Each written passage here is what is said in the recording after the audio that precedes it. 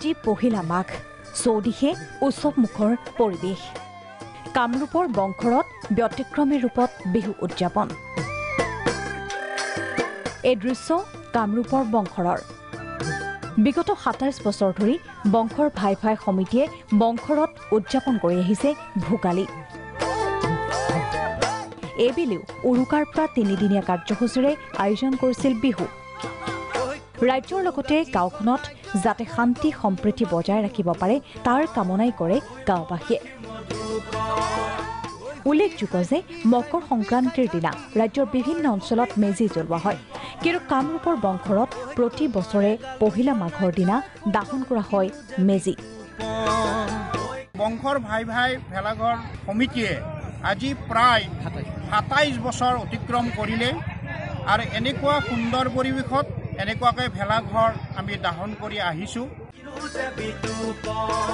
উৰুকাৰ দিনাৰ পৰা বিভিন্ন ধৰণৰ খেলৰ প্ৰতিযোগিতা অনুষ্ঠিত কৰে ভাই ভাই সমিতিয়ে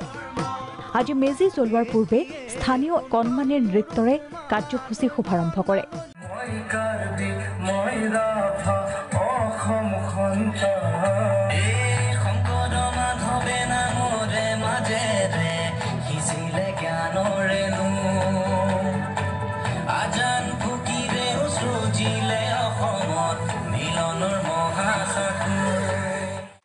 লগতে সেই অঞ্চলৰ মহিলাসকলে পৰিৱেশন কৰে নাম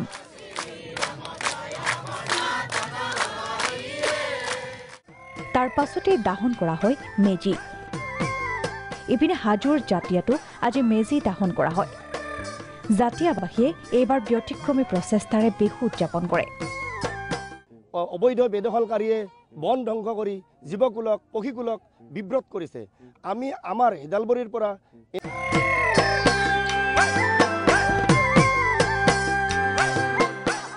আজি পহিলা মাঘ চৌদিশে উৎসৱমুখৰ পৰিৱেশ কামৰূপৰ বংশৰত ব্যতিক্ৰমী ৰূপত বিহু উদযাপন এই দৃশ্য কামৰূপৰ বংশৰৰ বিগত ২৭ বছৰ ধৰি বংশৰ ভাই ভাই সমিতিয়ে বংশৰত উদযাপন কৰি আহিছে ভোগালী এইবেলিও উৰুকাৰ পৰা ৩ দিনীয়া কাৰ্যসূচীৰে আয়োজন কৰিছিল বিহু